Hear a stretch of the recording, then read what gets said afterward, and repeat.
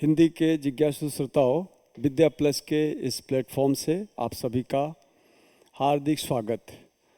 हम लोगों ने इससे पूर्ववर्ती कक्षा में संज्ञा, सर्वनाम, विशेषण की चर्चा की थी। आज उन सब का उपसंहार करके मैं इसे समाप्त करूंगा। तो आज का हमारा जो टॉपिक है वो है संज्ञा, सर्वनाम, विशेषण का उपसंहरण। तो जब हम संज्ञा शब्द की बात करते हैं तो आप देखेंगे कि संज्ञा का संबंध सर्वनाम से और सर्वनाम का संबंध विशेषण से परस्पर है।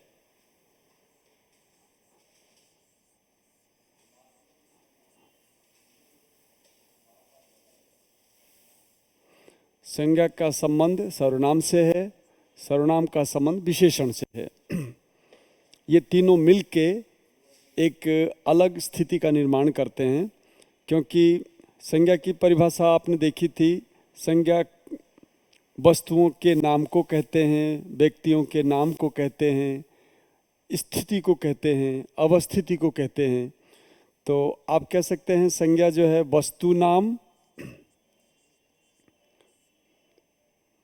व्यक्ति नाम और स्थिति नाम, इन तीनों के नाम को हम संज्ञा कह रहे हैं। इन तीनों के नाम को हम संज्ञा कह रहे हैं। और इसके बदले में, इन तीनों के बदले में जो प्रयुक्त हो रहा है वो सर्वनाम हो रहा है। वो सर्वनाम कौन कौन से थे? यह, वह, वे, कुछ आदि। और जब आप विशेषण में आते हैं तो इन दोनों की विशेषता बताने वाले, यानी इन दोनों की जो विशेषता बताएगा वो विशेषण होगा। तो इन दोनों की विशेषता जो बता रहा है उसे हम कह रहे हैं विशेषण। तो सर्वनाम के जो विभेद आए थे वो कुल 6 थे। संज्ञा के जो विभेद आए थे वो कुल 3 थे। और जो विशेषण है, इनका जो विभेद है वो कुल 4 है। तो इस तरह की चर्चा आपने देखी, क्योंकि समन्वित रूप से चीज़ों को समझने के बाद ही आप इस पे अधिकार के साथ अपनी लेखनी का संचालन कर सकते हैं। तो इन सब की चर्चा जो पहले हुई है उसी को और विश्लेषणात्मक ढंग से मैं कुछ और जोड़ना चाहूँगा इसमें। और वो है, अगले पृष्ठ पे देखते हैं, वो है संज्ञा के विभेदों की चर्चा। देखिए, संज्ञा के हमने एक विभेद किए थे जिसमें आपने जातिवाचक, व्यक्तिवाचक, भाववाचक संज्ञाएं हुई थी। इसके अलावा भी संज्ञा का विभेद है। वो है, एक तो संज्ञा है, संज्ञा का विभेद संज्ञा से संबद्ध है कारक, दूसरा है लिंग,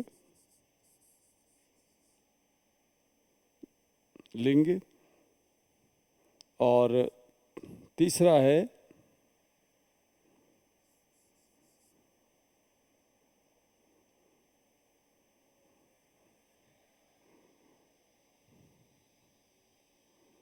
लिंग,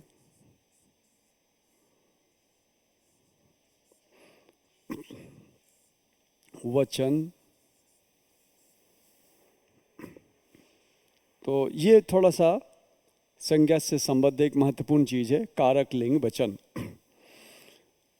तो जब हम कारकों की चर्चा करते हैं तो हम पाते हैं कि कारक जो है कुल 8 प्रकार के माने गए हैं हिंदी भाषा में। आप लोगों में से बहुत से छात्र छात्राएं ऐसे हैं जो संस्कृत भी तैयार कर रहे होंगे, जानते होंगे। तो संस्कृत में कारकाणि षट्, 6 कारक होते हैं, लेकिन हिंदी में 8 कारक माने गए हैं। वे 8 कारक हैं कर्ता कारक, है ना। अच्छा, कारक में 8 कारक, जैसे कर्ता कारक, कर्म कारक, करण कारक, संप्रदान कारक, संप्रदान, अपादान,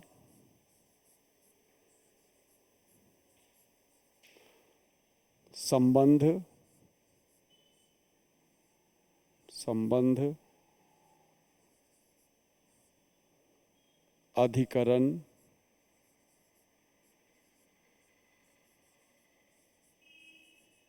और संबोधन।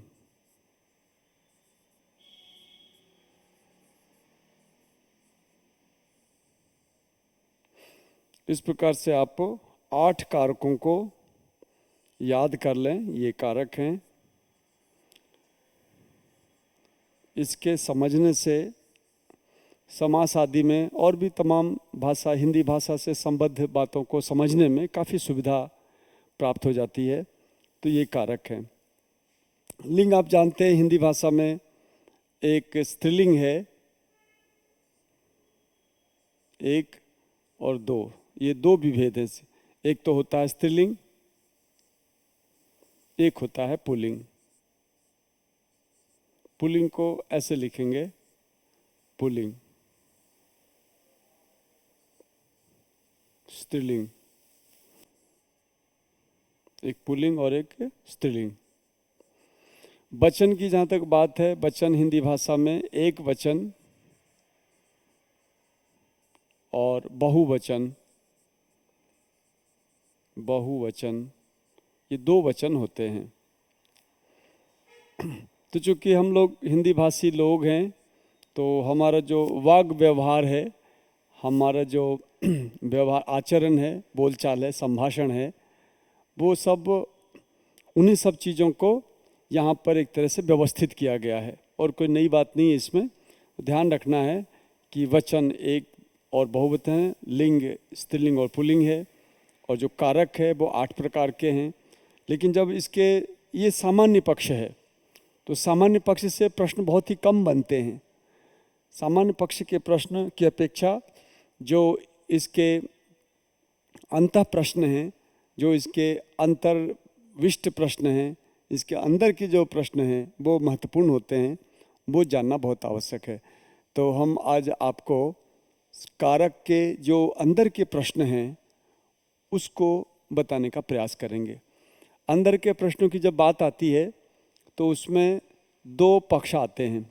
एक तो सामान्य, जो देखते ही समझ में आ जाए, और दूसरा है वो जिसके लिए थोड़ा सा चिंतन की अपेक्षा हो और विचार विमर्श की आवश्यकता हो। इसके बाद ही आप बता पाएंगे कि किस कारक में कौन सी विभक्ति या कौन सा चिन्ह लगा हुआ है।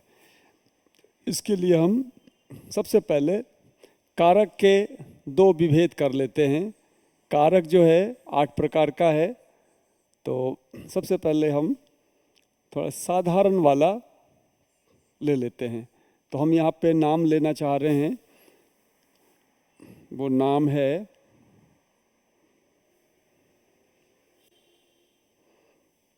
है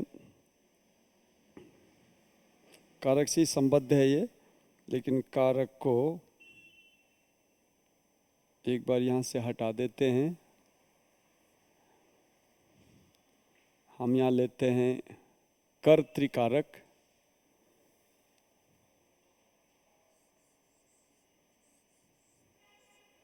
कर्तृकारक, इसे कर्ता कारक भी कह सकते हैं,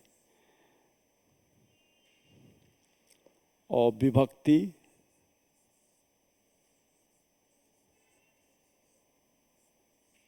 है ना एक। और फिर इसके बाद हम लेंगे परसर्ग,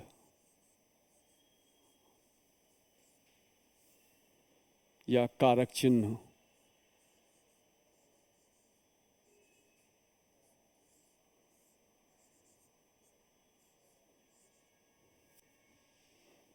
ये अपना आपको बहुत ध्यान से समझने की आवश्यकता है। तो ये पहला जो हम प्रस्तुतिकरण दे रहे हैं इस पे तो सामान्य बातें आप बचपन से देखा होगा, आपने बचपन से इन चीज़ों को याद किया है। जैसे कर्तृकारक में यहाँ मैं दे देता हूँ कारक का नाम, कारक, और यहाँ कर्तृकारक,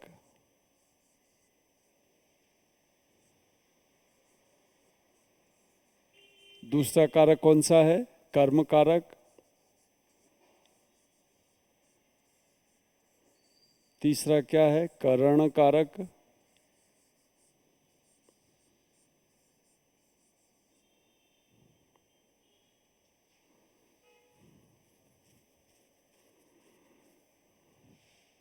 संप्रदान कारक,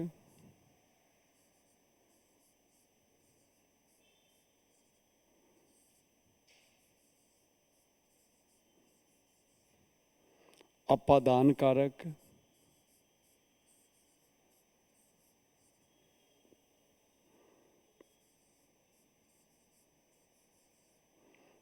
संबंध कारक,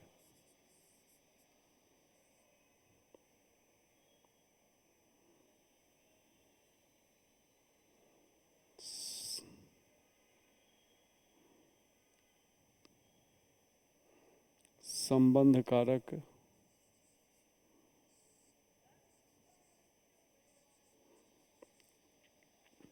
अधिकरण कारक,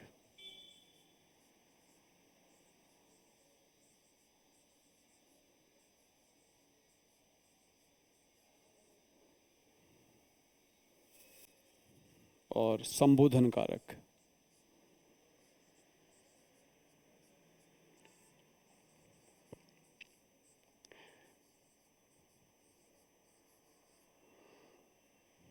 इस तरह से ये कारकों के नाम हैं, और इसका विभक्ति का नाम है प्रथमा विभक्ति।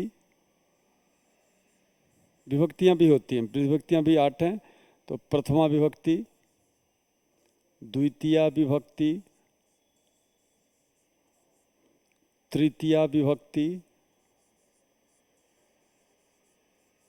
चतुर्थी विभक्ति, पंचमी विभक्ति,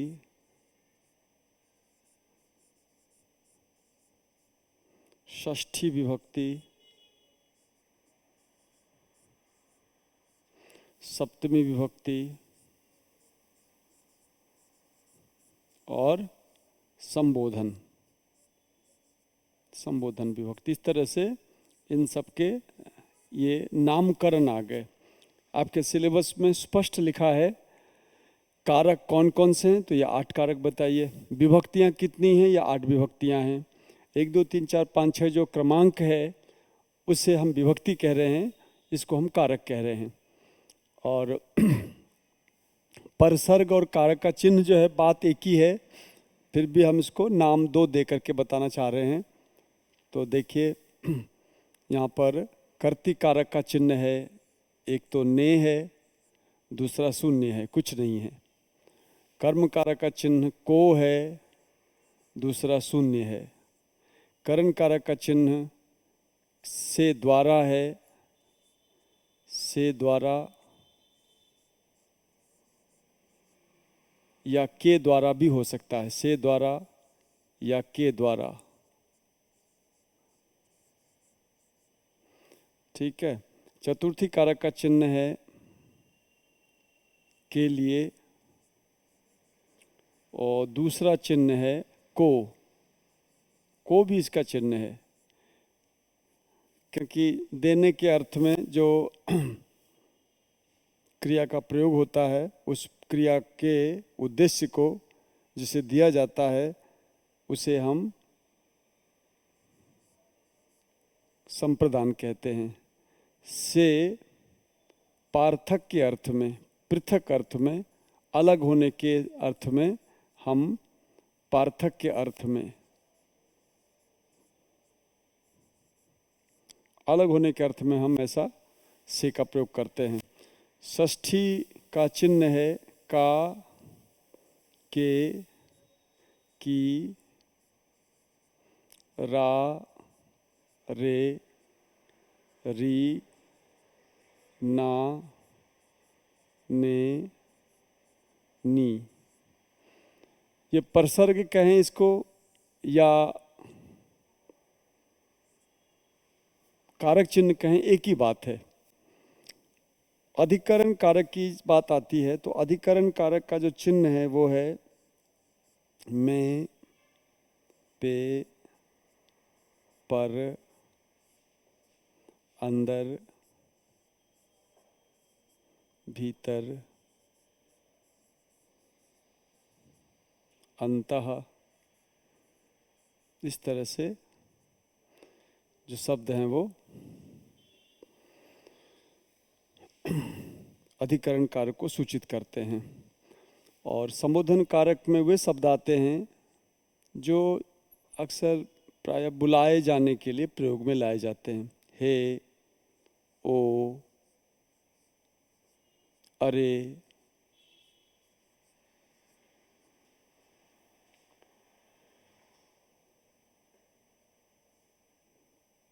आदि।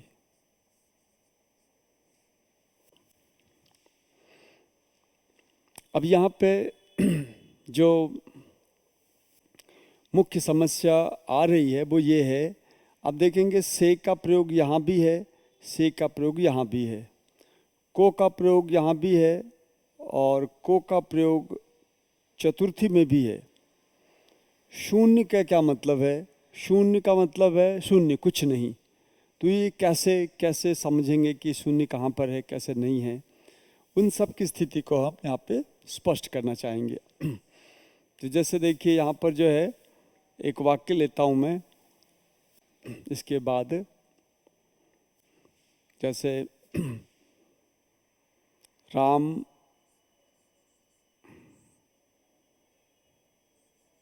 कहाँ गया?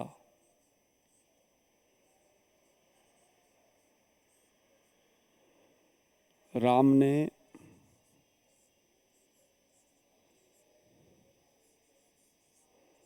मुझे नहीं बुलाया।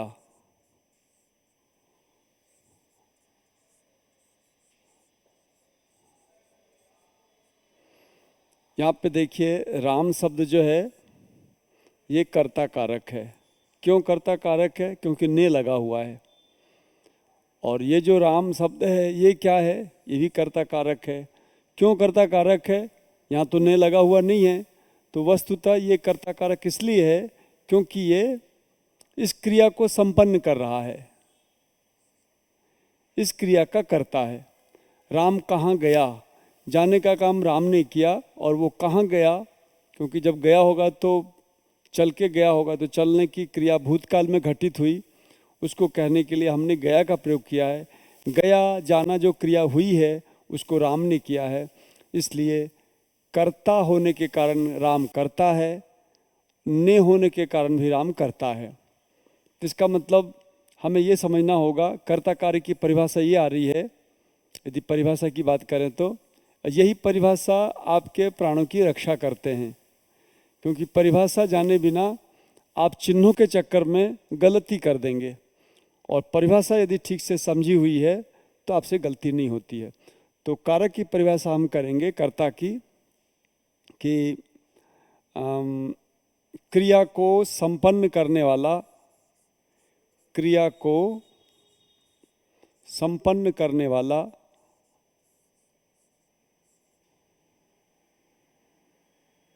क्रिया को संपन्न करने वाले, क्रिया को संपन्न करने वाले के द्योतक, के बोधक, क्रिया को संपन्न करने वाले के बोधक शब्द को कर्ता कहते हैं।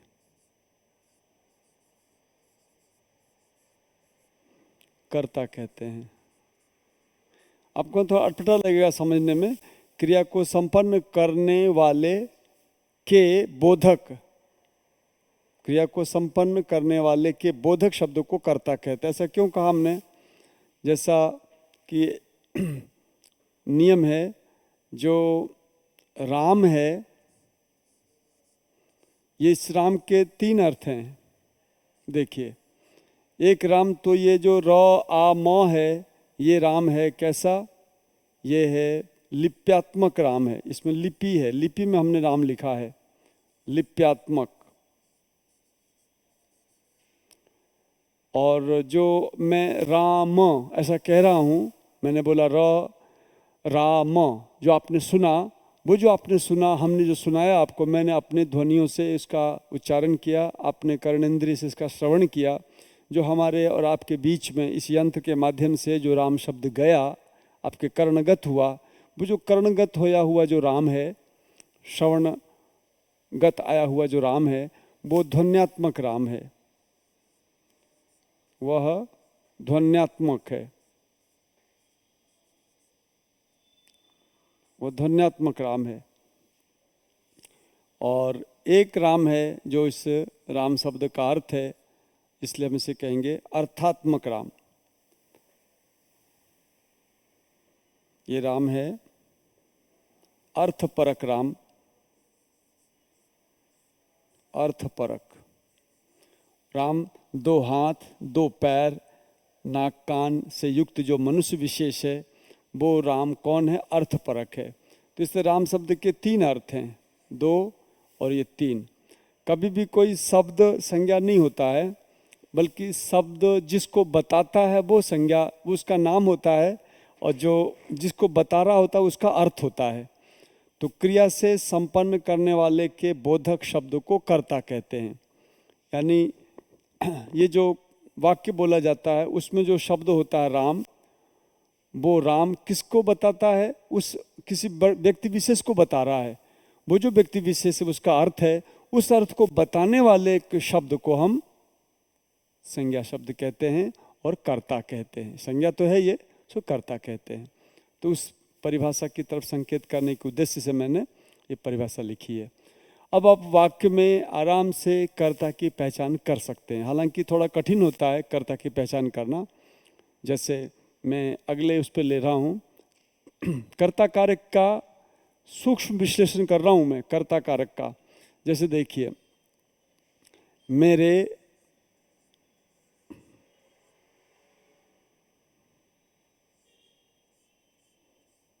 गांव के उद्यान में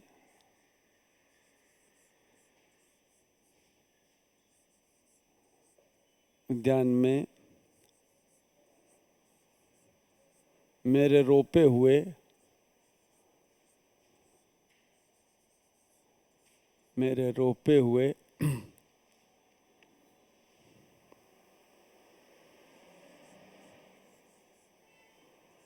4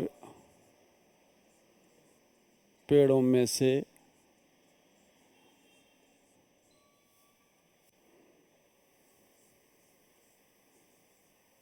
एक पेड़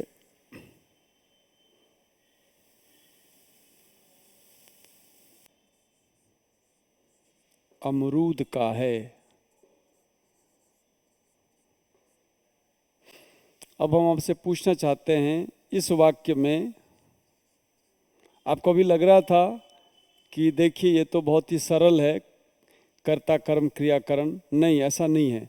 कर्ता ने कर्म को करण से तो बहुत सामान्य बात है, वो तो याद होना ही चाहिए। इसके अलावा इस प्रश्न को यदि कर पाते हैं आप, तो आपकी समझ विकसित मानी जाएगी, और इसमें कोई संदेह नहीं है कि आप इस प्रश्न को सहज कर सकेंगे। इस वाक्य में कर्ता है, इस वाक्य में कर्ता है।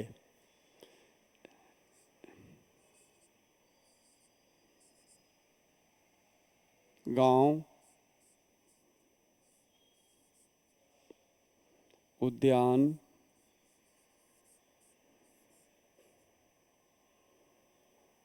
पेड़,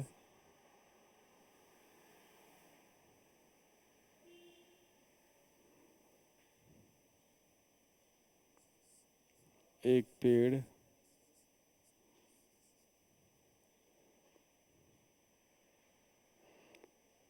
अमरूद आदि आदि। अब आपको लग रहा होगा कि मैंने कर्ता लिखा ही नहीं है, इसलिए मैं कुछ और कर्ता डाल देता हूँ। 6 4 पेड़।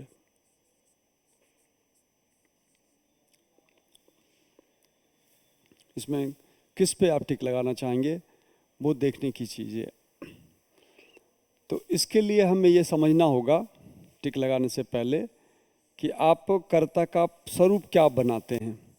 अभी आपने देखा था कर्ता का स्वरूप था, कर्ता की परिभाषा था क्रिया को जो संपन्न करे, क्रिया को जो संपन्न करे। तो देखा जाए तो अमरूद का ये जो क्रिया है यहाँ पे क्रिया है क्रिया है। क्रिया क्या है। और इस क्रिया को कौन सा कर्ता है जो संपन्न कर रहा है। तो यदि इस पर विचार करते हैं तो हम पाते हैं कि इस क्रिया को मेरे संपन्न नहीं कर रहा है, गांव संपन्न नहीं कर। देखिए गांव, मेरे जो शब्द है ना, ये तो संबंध है, रारेरी, इस तो कर्ता हो ही नहीं सकता, ये संबंध है। गांव के ये भी संबंध है।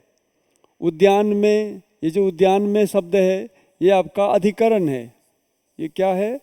अधिकरण है। मेरे, ये वापस संबंध है। रोपे हुए, ये तो अपूर्ण क्रिया है। रोपे हुए कर्ता नहीं हो सकता क्योंकि ये क्रिया का ही एक विकार है, ये क्रिया है जो। और 4 पेड़ों में से ये जो में लगा हुआ है, इसलिए ये क्या हो गया?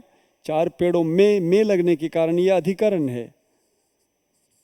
ये किसी इनमें से कोई भी एक पेड़ अमरूद का है। ये जो अमरूद का है, अमरूद जो है ना, ये देखा जाए तो ये षष्ठी का रूप है, षष्ठी का है। और में से तो इस परसर्ग है। एक पेड़ जो शब्द है ना, ये एक पेड़ शब्द है क्रिया का करता है। एक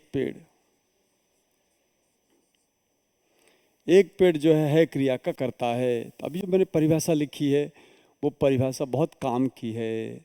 उस परिभाषा के माध्यम से ही आप पता कर पाएंगे कि कौन सी क्रिया कर्ता के द्वारा संपन्न हो रही है।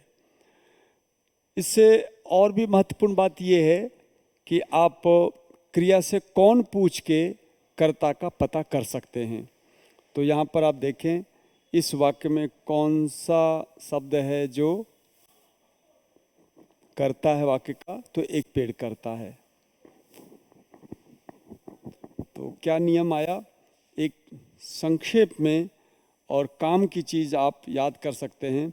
जिस बंधु को, जिस बहन को, जिस अभ्यर्थी को ये सारा झंझट लगता हो, तो वो एक बात याद रखें, वो ये है क्रिया से कौन पूछने पर जो उत्तर आए वो कर्ता होता है। क्या कहा हमने? क्रिया से कौन पूछने पर जो उत्तर हो वही कर्ता होता है। क्रिया से कौन पूछा और जो उत्तर आया वो कर्ता हो गया। तो क्रिया से कौन पूछने पर जो उत्तर आए वो कर्ता होता है। तो ऐसी स्थिति में कभी भी आप भ्रांत नहीं होंगे। वैसे भी आप अलगाव के सिद्धांत से, पृथक्करण सिद्धांत से देखना चाहेंगे तो मेरा जो है रारेरी होने की वजह से कर्ता हो नहीं सकता, कर्ता में तो नहीं लगता है। गांव को हम कर्ता कह नहीं सकते क्योंकि गांव में के लगा हुआ है। उद्यान को हम कर्ता कह नहीं सकते कि उद्यान में लगा हुआ है। मेरे रोपे हुए, मेरे को कर्ता कह नहीं सकते क्योंकि मेरे में रारेरी लगा हुआ है, षष्ठी का है ये। रोपे हुए क्रिया का हिस्सा है। रोपना, घूमना फिरना, आना जाना वगैरह क्या हुआ? ये क्रिया का हिस्सा है। और 4 पेड़ों से क्रिया है लेकिन अपूर्ण क्रिया है, वो पूर्ण क्रिया नहीं है। पूर्ण क्रिया तो आपका है। बीच में आया हुआ जो ये क्रिया है ये अपूर्ण क्रिया। अपूर्ण क्रिया कभी भी हमारी पूर्ण क्रिया का स्थान नहीं लेती है। और फिर 4 पेड़ों में से साफ दिख रहा है, 4 पेड़ों में से में लगा हुआ है। में होने की वजह से 4 पेड़ों में जो है ये अधिकरण का रूप है। और अमरूद का साफ दिख रहा है, का लगा हुआ है, का लगा होने के कारण अमरूद शब्द अपने आप में क्या है, संबंध का है, षष्ठी का है। एक पेड़ जो है हमारी दोनों तीनों शर्तों को पूरा कर रहा है। आप क्रिया से कौन पूछते हैं, केवल कौन पूछना है, क्रिया से कौन पूछते हैं, जो उत्तर आ रहा है क्या, एक पेड़। कौन है, एक पेड़ है। और इस क्रिया है को करने वाला एक पेड़ ही है कौन है, एक पेड़ है।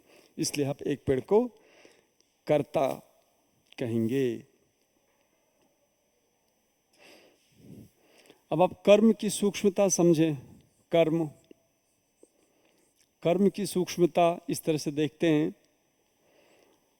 कर्म की पहचान क्या है, या तो को लगता है या फिर हम शून्य लगाते हैं। शून्य को देखिए, को देखिए। मैंने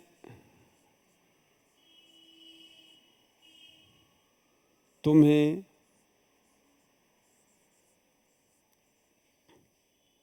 बुलाया।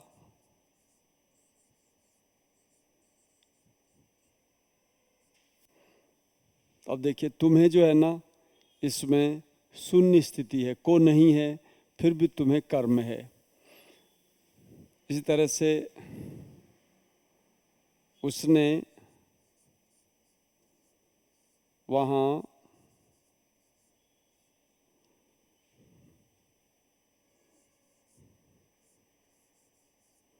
भालू देखा। यहाँ अब चार शब्द है, उसने है, वहाँ है, भालू है, देखा है। तो देखा तो हो गई क्रियापद। देखा कैसा पद है, क्रियापद है। वहाँ क्या है, वहाँ अधिकरण है, क्रिया विशेषण है।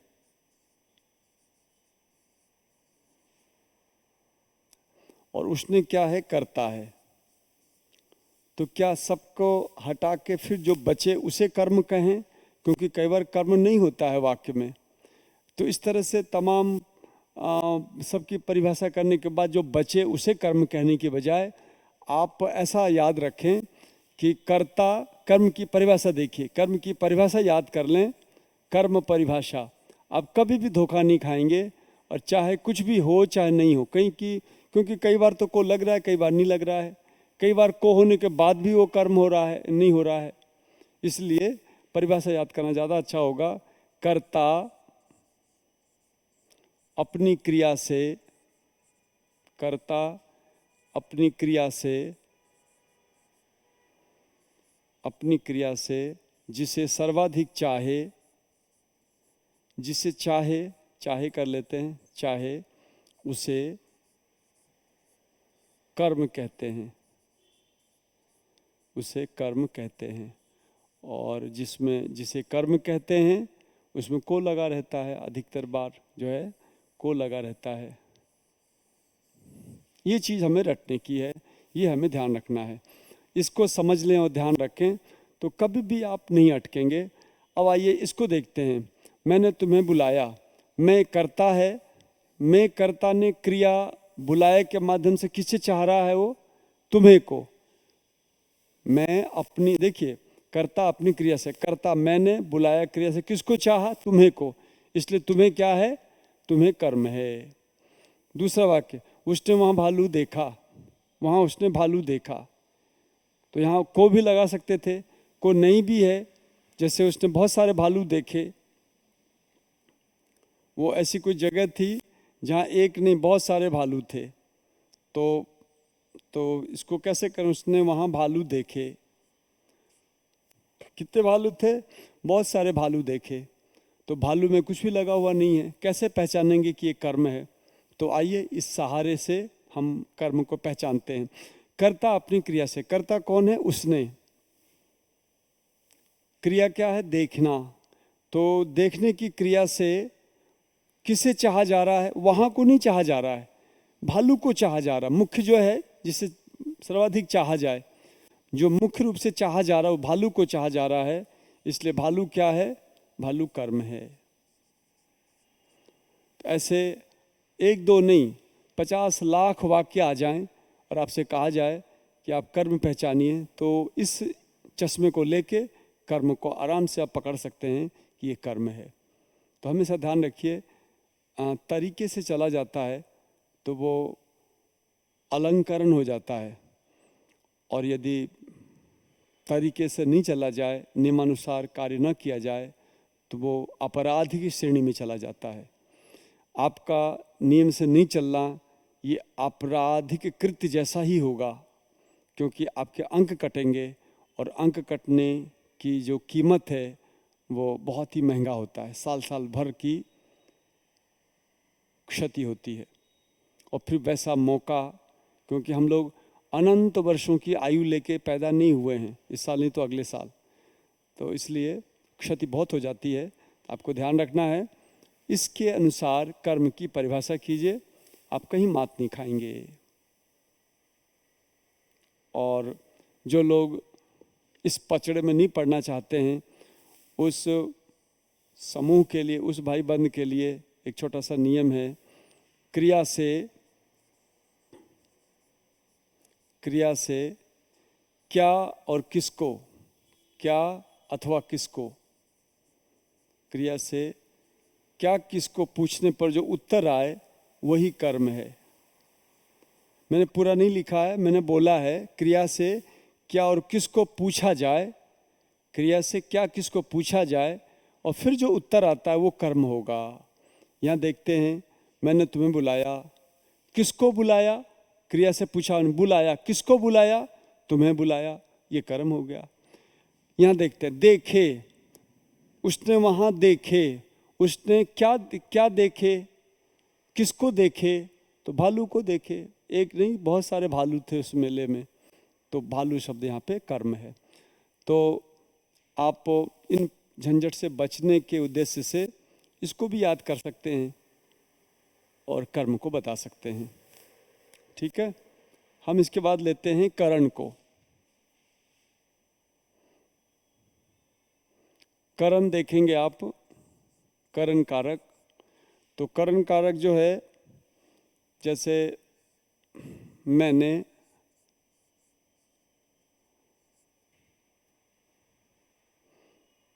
पेंसिल से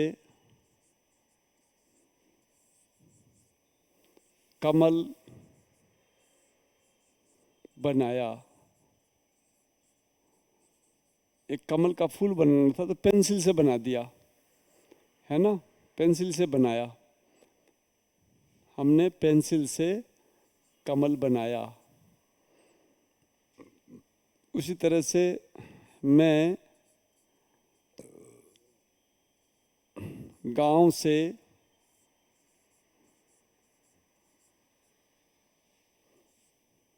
वाहन से, मैं गांव से, थोड़ा सा वाक्य अच्छा लगे ऐसा कर देते हैं, मैं गांव से स्वयं के वाहन से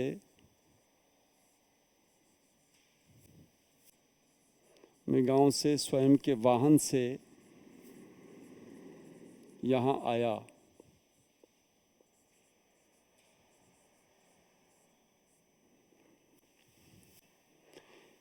यहाँ आप देखेंगे गांव से में भी है और वाहन से में भी से लगा हुआ है। तो वास्तव में जो माध्यम है, क्योंकि करण की परिभाषा भी लेंगे हम, जो माध्यम होता है क्रिया करने का, जो साधन होता है, उस साधन में करण संज्ञा होती है। उस साधन में लगे हुए से को ही हम करण कारक का चिन्ह मानते हैं। तो वाहन जो है ये करण है, और गांव से जो है ना, गांव से अलग हुआ जा रहा है, गांव से अलग हुआ जा रहा है, इसलिए ये गांव से जो है ये अपादान है। ये क्या है, ये अपादान है। तो से दोनों स्थानों पर है, लेकिन अलगाव की वजह से गांव से अपादान है, और माध्यम बनने के कारण वाहन जो है वो करण है। ये हमें ध्यान रखना है। तो इसकी परिभाषा होगी, जो परिभाषा आपको याद करते चल रहे हैं आप, तो परिभाषा है कर्ता की क्रिया, कर्ता की क्रिया के साधन, कर्ता की क्रिया के साधन या माध्यम को क्रिया के साधन या माध्यम को करण कहते हैं। करण कहते हैं। करण वाला प्रकरण बहुत ही सहज और सरल है, बहुत अच्छा है। तो करण उसे कहते हैं जो क्रिया को संपन्न करने में आपकी सहायता करे। इसके बाद संप्रदान का क्रम आता है। संप्रदान में आप देखेंगे, संप्रदान के बारे में हम परिभाषा लिखने जा रहे हैं। के लिए अर्थ, हेतु,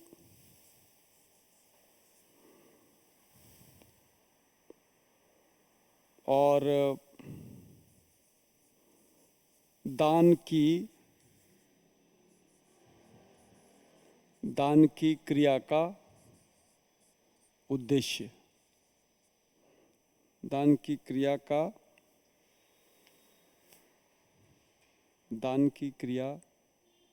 का पात्र, इन चारों स्थलों पर हम संप्रदान मानते हैं। जहाँ केली लगा हो, जहाँ पर केली लगा हो, जहाँ पर अर्थ का मतलब होता है के लिए, हेतु का भी यहाँ पर भाव है के लिए, और दान की, और तीसरी बात है हेतु, और चौथी बात है दान की क्रिया का पात्र। इन चारों स्थलों पर हम संप्रदान का आरोप करते हैं, हम उसे संप्रदान मानते हैं। उदाहरण देखेंगे, हम चारों को बताने वाले उदाहरण को देखते हैं। जैसे देखिए, वह स्वाध्याय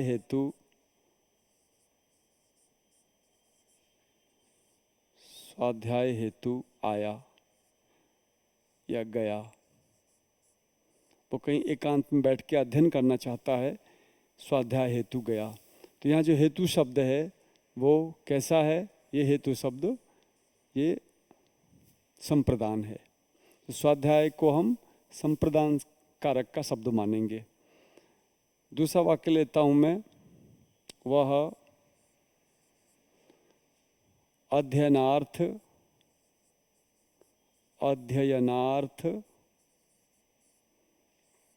आया, अध्ययन के लिए आया। ये जो अर्थ लगा हुआ है, ये जो अर्थ है, ये वास्तव में के लिए को बता रहा है, इसलिए क्या है? ये संप्रदान है, ये संप्रदान है। इसी तरह से तीसरा वाक्य ले रहा हूं मैं। तीसरे वाक्य में वह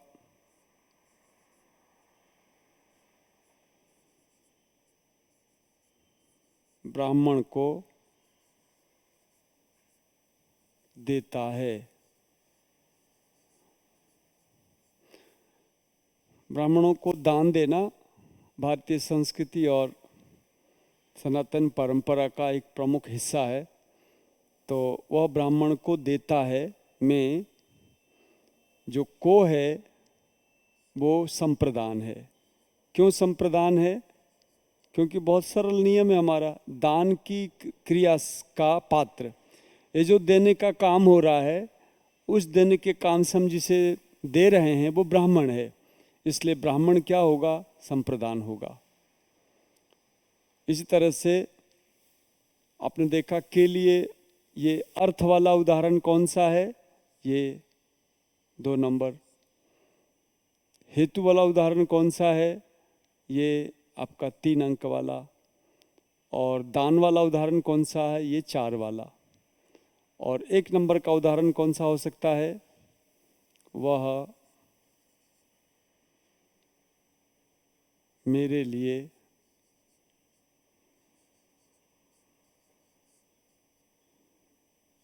गया,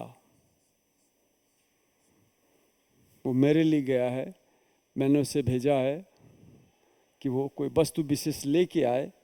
तो यहाँ पर जो मेरे लिए गया जो है ना, तो मेरे लिए में ये जो मेरा शब्द है हरारी लगा हुआ है, लेकिन के लिए लगने के कारण, लिए लगने के कारण, हेतु का भाव देने के कारण ये कारक कौन सा है? संप्रदान कारक है। तो जहाँ भी ये उदाहरण लाखों हो सकते हैं, लेकिन ये नियम लाखों नहीं होंगे, नियम यही रहेगा। नियम यह है, क्या है? जहाँ के लिए लगा हुआ होगा वो संप्रदान कारक है।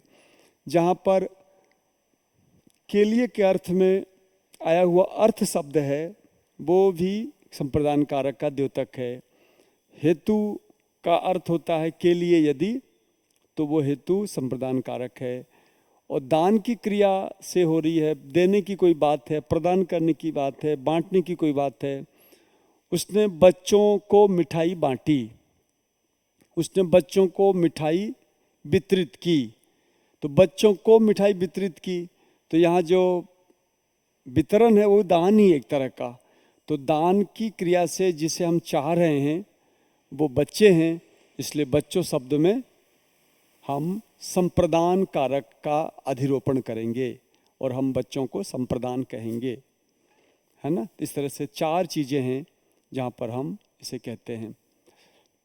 और कई बार ऐसा भी होता है, वही आपने देखा, ब्राह्मण को लगा हुआ को है, इसमें कर्म होना चाहिए था पर ऐसा नहीं होता है। को कर्म का भी सूचक है, को संप्रदान का भी सूचक है। ठीक ऐसे ही जैसे से करण कारक का भी सूचक है और से अपदान कारक का भी सूचक है। यदि अलगाव का अर्थ है तो अपदान कारक है, और यदि माध्यम और द्वारा का भाव दे रहा है तो वह करण कारक का सूचक है। तो आंख बंद करके हम बिना विचारे इन पर नहीं चल सकते, हमें अपना ध्यान केंद्रित करके चीज़ों पर विचार करना होगा, तब जाकर हम निर्णय कर पाएंगे कौन सा को कर्म कारक का है और कौन सा को संप्रदान कारक का है। वैसे यहाँ पे सीधा याद रखिए, देने के अर्थ में, देने के लिए जिसे हम लक्ष्य बनाते हैं, वो लक्ष्य जो है वो हमेशा संप्रदान कारक होता है। इसके बाद आप अपादान कारक बहुत स्पष्ट है।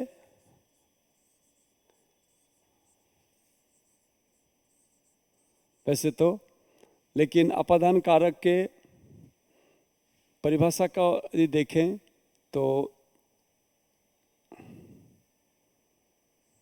स्थिर,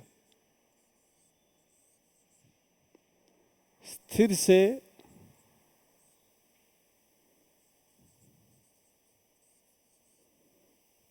पृथक होने, स्थिर से पृथक होने का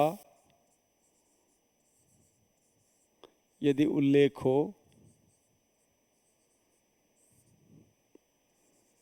यदि उल्लेख हो तो स्थिर की अपादान संज्ञा होती। तो स्थिर की अपादान संज्ञा होगी।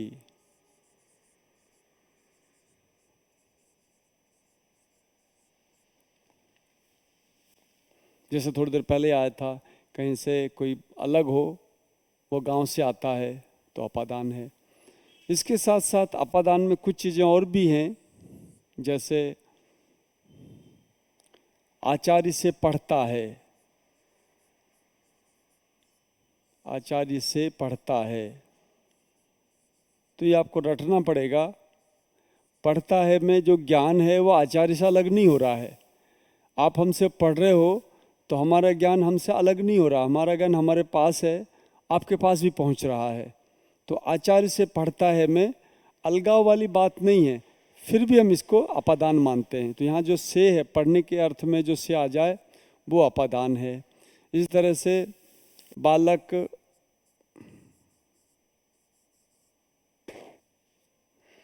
अंधेरे से डरता है,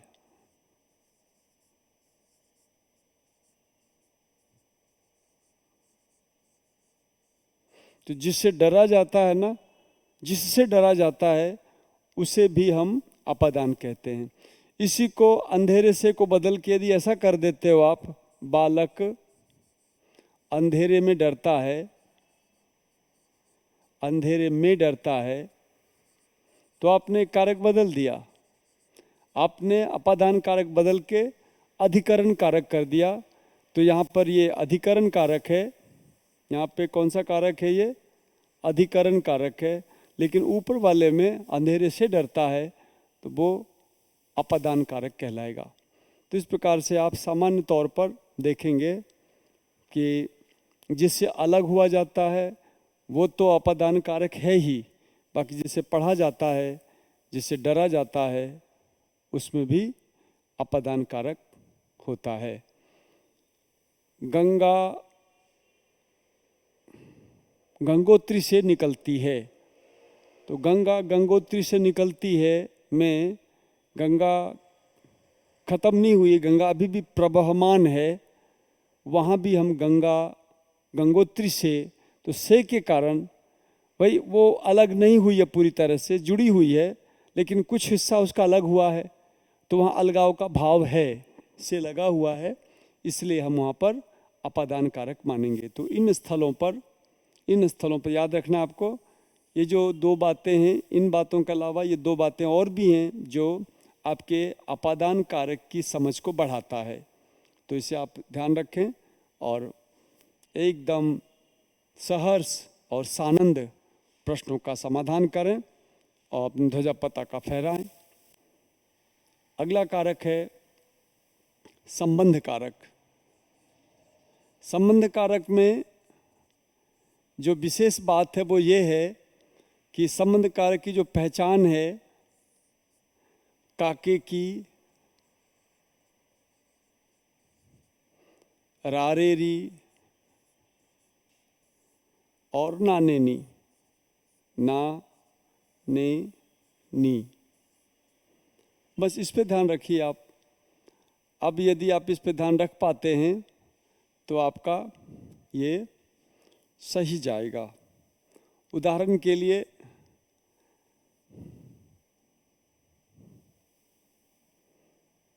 का, के, की, जैसे हमने लिखा राधा की पुस्तक, राधा की,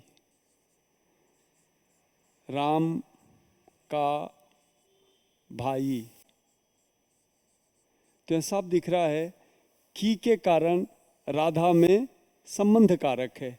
राम जो है वो संबंध कारक का है। क्यों है? क्योंकि का लगा हुआ, इसलिए संबंध कारक का। बहुत सरल और सहज है। लेकिन यदि ऐसा वाक्य हो, काका ने काकी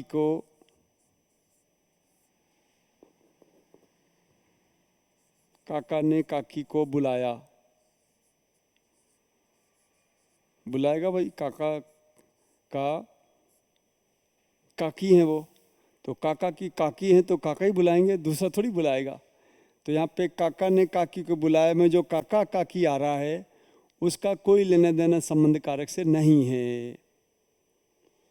तो ऐसा नहीं कि बस तोते की तरह रट लिया और जहाँ जो देखा टिक लगा दिया, ऐसा नहीं होना चाहिए। तो यहाँ काका जो शब्द है ना, ये काका एक संज्ञा शब्द है, काकी एक संज्ञा शब्द है। यहाँ जो का और की आ रहा है वो संबंध को नहीं बता रहा है, बस इतना जानो आप। चूंकि का और की संबंध को नहीं बता रहा है, इसलिए हम काका और काकी को संबंध का नहीं मानेंगे।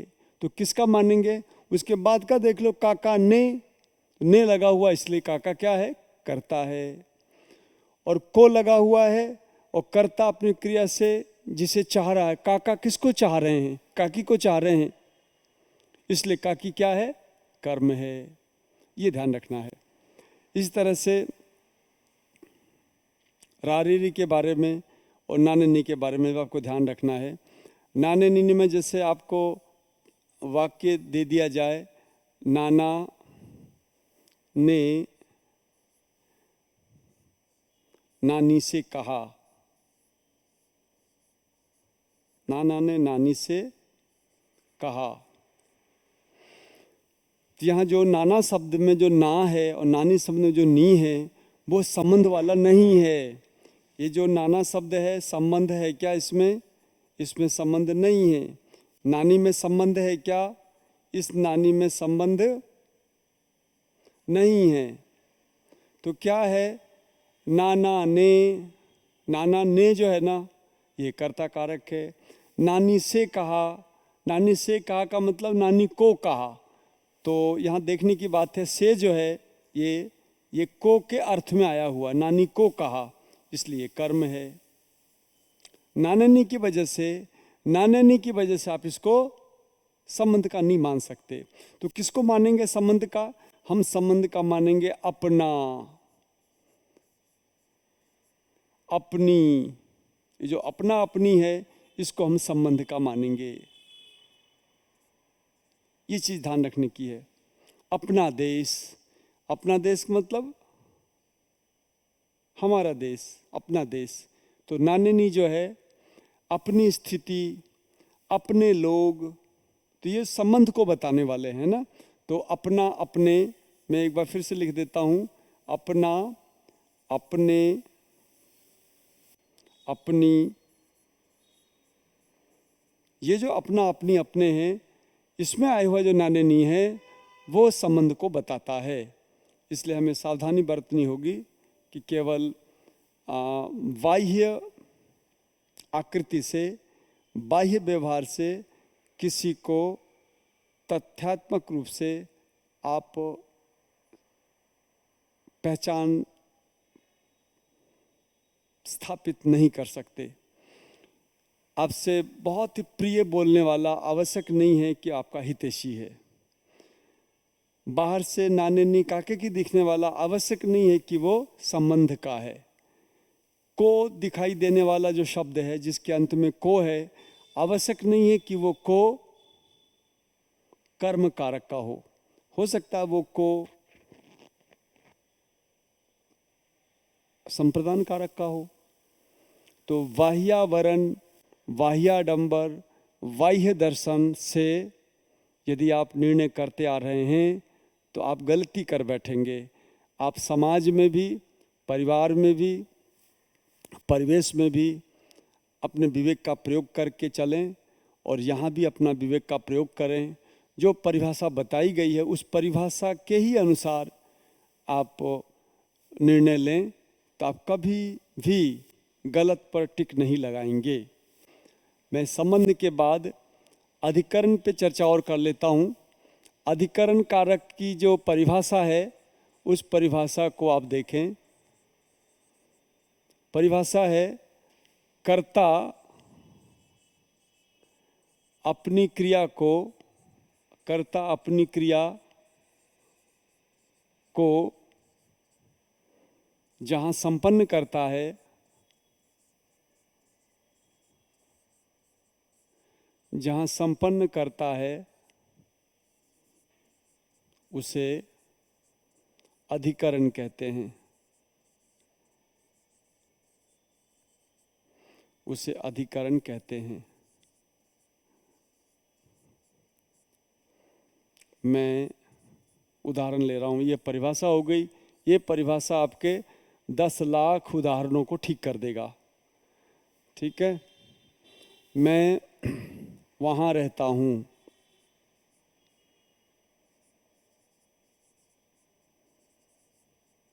यहाँ पे रहने की क्रिया कहाँ हो रही है? वहाँ, इसलिए वहाँ क्या है?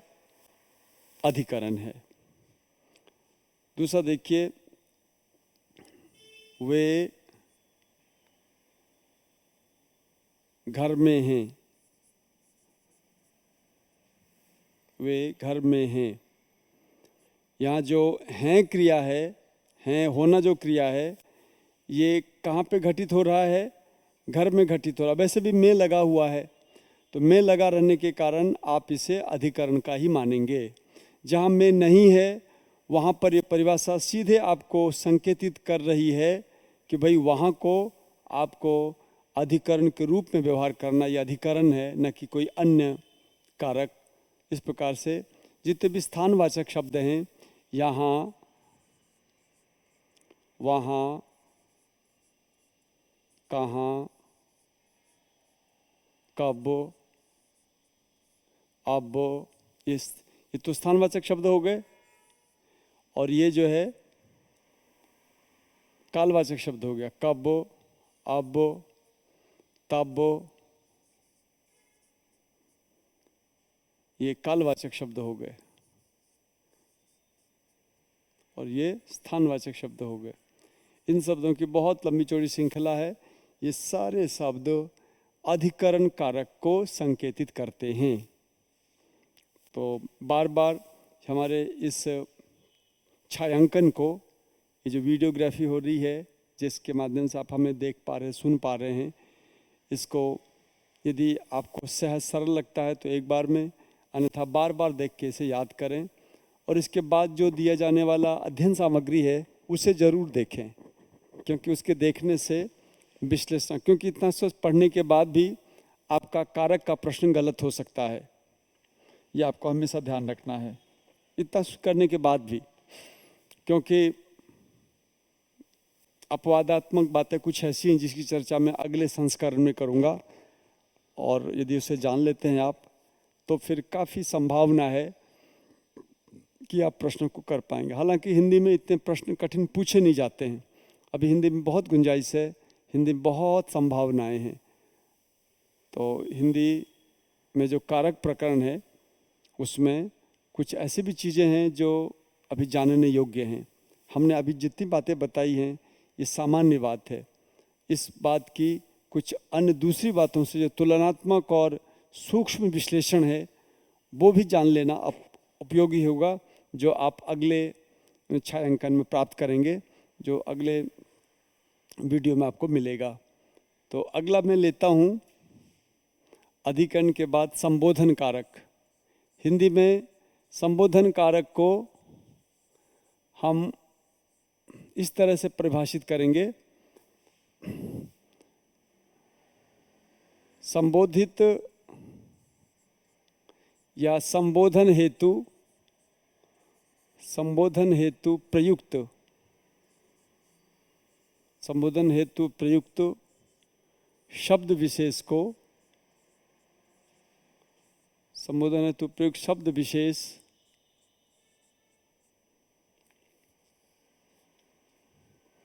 संबोधन हेतु प्रयुक्त शब्द विशेष से युक्त, शब्द विशेष से युक्त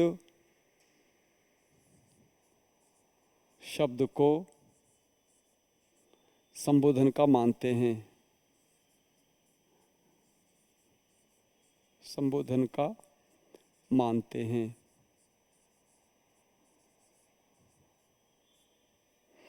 जैसे हे राम, है ना, हे राम, संबोधन के बाद चिन्ह लगाया जाता है, ऐसा है ना, हे राम। इसी तरह से ओ भाई, ओ भाई इधर सुन, ए मित्र ऐसा मत कर, ए मित्र। तो ये जो शब्द है ना, ये चूंकि बुलाने में आप प्रयोग कर रहे हो, संबोधन हेतु क्या है परिभाषा, संबोधन हेतु प्रयुक्त शब्द विशेषण से युक्त, शब्द विशेष से युक्त शब्द को संबोधन हेतु, हे राम बोल रहे हो आप, हे राम, हे प्रभु, हे भाई, ए मित्र, अरियो, अरियो सुनती है क्या, अरि, ओ, इस तरह की जो चीजें हैं ना, इस तरह के जो संबोधन के शब्द हैं, इन शब्दों को हम कहते हैं संबोधन कारक। यद्यपि संबोधन कारक को संस्कृत में कारक नहीं माना जाता, संस्कृत में संबंध को भी कारक नहीं माना जाता, क्योंकि आपको भ्रांत नहीं होना है।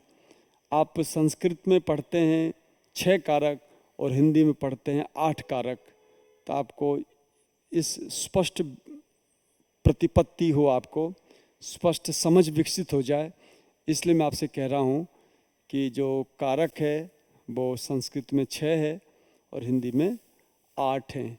संबोधन को और संबंध को भी हम कारक मानते हैं हिंदी भाषा में। तो ये आपने सारे प्रकरण पर चीज़ें प्राप्त की हैं। अब मैं थोड़ा सा ऐसे चीज़ों को ले रहा हूँ जो आपको और अधिक प्रबुद्ध बनाएगा। जैसे देखिए, मुझे अब जाना है, मुझे मत देखो,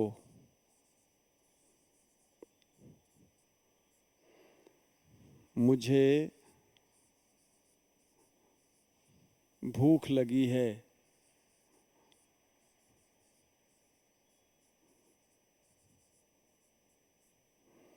मुझे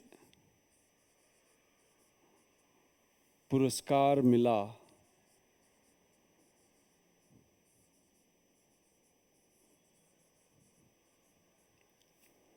मुझे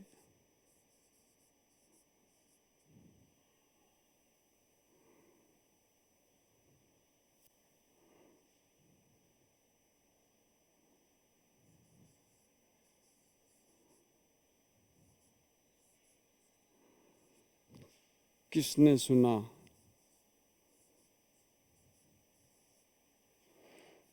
यहाँ आप देख रहे हैं, एक मुझे, दो मुझे, तीन मुझे, चार मुझे, पांच मुझे।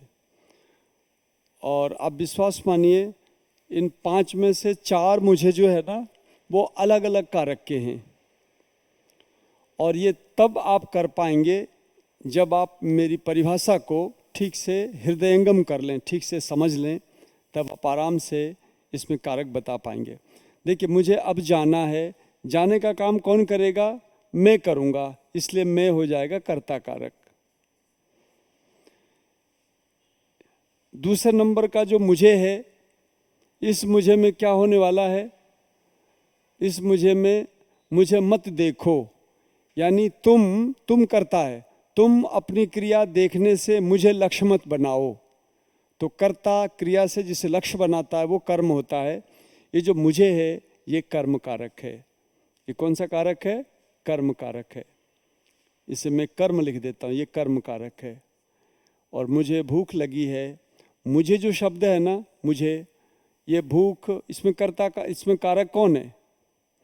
इसमें कर्ता कारक तो भूख है, क्योंकि मैं पुरुष हूँ, तो मेरे लिए तो लगी है क्रिया लिखी नहीं जा सकती, क्योंकि पुरुष बोल रहा है कि मुझे भूख लगी है। तो लगी है क्रिया जो है वो मुझे के अनुसार तो हो नहीं सकती, क्योंकि मैं पुरुष हूँ। मुझे स्त्रीलिंग क्यों बना रहे हो आप? तो मुझे जो है वो पुरुष होने के कारण कर्ता नहीं हो सकता, क्योंकि लगी है क्रिया ये इंगित कर रही है कि इसका जो कर्ता है वो स्त्रीलिंग होगा। तो मुझे यहाँ पर जो भी हो, इसका कर्ता है भूख, भूख करता है, और भूख में ने लगा हुआ नहीं है। भूख लगी है, भूख करता है, मुझे करता नहीं है। मुझे क्या है? ये भूख कहाँ पर लगी है? भूख आकाश में लगी है, पाताल में लगी है, या मेरे अंदर लगी है? यदि मैं बोलता हूँ भूख लगी है, तो भूख कहाँ लगी है? मुझ में लगी है ना, मैं में लगी है ना, मुझ में अंदर जठराग्नि प्रज्वलित हो रही है। तो ऐसी स्थिति में साफ साफ नजर आ रहा है कि भूख मेरे अंदर लगी है, इसलिए ये अधिकरण कारक है। ये अधिकरण कारक है। इस तरह से आप देखेंगे, मुझे पुरस्कार मिला, देखो किसी ने मुझे कुछ दिया, मैं देने की क्रिया का लक्ष्य बना, इसलिए मुझे क्या है? संप्रदान कारक है। मुझे किसने सुना, मुझे किसने सुना, यानी मुझे माने किसने मुझको सुना। तो यहाँ जो मुझे है, किसने मुझसे सुना, ये अपादान कारक है। ये अपादान कारक है। ये हिंदी का वैशिष्ट्य है। हिंदी की अपनी चाल है, जिसके तहत वो को के अर्थ में भी मुझे, कर्ता के अर्थ में भी मुझे, अपादान के अर्थ में भी मुझे, और सप्तमी अधिकरण के रूप में मुझे का प्रयोग कर लेती है। ये ठीक ऐसे ही है जैसे अंग्रेजी में से के लिए कभी थ्रू आता है, कभी फ्रॉम आता है, कभी सिंस आता है और कभी ऑफ आता है। He died of cholera. He cut his finger with a knife. I have been living in Jaipur for 10 years. इस तरह की चीज़ें से जो है कोई ठिकाना नहीं है वहाँ पे। तो ऐसे ये हिंदी भाषा का वैशिष्ट्य है कि हम इन चीज़ों को अलग से करके देखते हैं। ठीक है, तो इन सारी बातों को आपको बहुत सावधानी से देखने की आवश्यकता है। आप सबको कुछ चीज़ें रटने की रटिए, कुछ चीज़ें ऐसी हैं जो परिभाषाओं पे छिपी हुई है, और सबसे बड़ी बात अभ्यास है। करत करत अभ्यास के जड़मति होत सुजान। तो सुजान बनिए, जड़मति मत रहिए। सुजान बनिए, जड़मति मत रहिए। अभ्यास करेंगे तभी सुजान बन पाएंगे। इंग्लिश में भी कहावत है, practice makes a man perfect. If you'd like to be perfect, just practice. There is no other means to be successful. ठीक है ना? तो सफल होने के लिए आपके पास कोई चारा नहीं है, कोई साधन नहीं है। बस यही है कि आप हमारे प्रवचन को, हमारे इस कथ्य को ध्यान से सुने और मनन करें, रोकें। अब तो विज्ञान ने तो ऐसी व्यवस्था कर दी है कि आप गुरुजी को अपने सामने हाथ जोड़ के खड़ा करवा सकते हो। गुरुजी खड़े रहेंगे, हाथ जोड़ के बताते जाएंगे और तुम उससे नोट करते जाओगे। एक समय था आप आधिकारिक विद्वानों को सुनने के लिए तरसते थे। आप तो नहीं तरसते थे, हम लोग तरसते थे कि आचार्य श्री का श्रवण हो सके। फिर जब रेडियो आया तो हमने बहुत बड़ा सौभाग्य समझा। जब टेप रिकॉर्डर आए तो और भी ज़्यादा हमने चीज़ों को महत्व दिया। लेकिन फिर भी ये चीज़ें दुर्लभ थीं। आज तो इस और कोरोना ने तो और भी ज़्यादा आपके लिए अवसर ला दिए हैं। लेकिन हाँ, ये ज़रूर है कि आप जब ऑनलाइन पढ़ते हैं तो उस पढ़ाई में एक साइकोलॉजिकल जो इफ़ेक्ट होता है वो क्रिएट नहीं हो पाता है। इसके लिए मोटिवेशन है और भी कई चीज़ें हैं, वो नदारद होती हैं। मशीन की तरह रूखा सूखा हमारा संवाद चलता है। तो हालांकि ये कमी है, ये कमी तो बनी रहेगी, क्योंकि देखिए मशीनें, यंत्र, तंत्र इंसानी जीवन के जो पारस्परिक मनोवैज्ञानिक जो संबंध हैं उसका स्थान कभी नहीं ले सकते। तो फिर भी जो बाध्यताएं थी उनके कारण ये स्थितियां बनी, और हर कृत्य के, हर घटना के सकारात्मक और नकारात्मक पहलू भी होते हैं। हमारा इतना सा आग्रह है कि आप इसके जो सकारात्मक पहलू हैं उसका भरपूर आनंद उठाइए और टॉपर बनिए। टॉपर बनिए, टॉपर से पढ़ के टॉपर बनते हैं तो टॉपर बनिए। और इसमें सबसे बड़ी सहायता आप स्वयं करेंगे अपनी, और कोई सहायता नहीं कर सकता। आप स्वयं अपनी सहायता करते हैं तब जाके आप टॉपर बनते हैं। तो आज के लिए इतना ही। मैं कुछ और ही ऐसे रोचक प्रसंग लेके पुनः उपस्थित होऊंगा। तब तक के लिए धन्यवाद।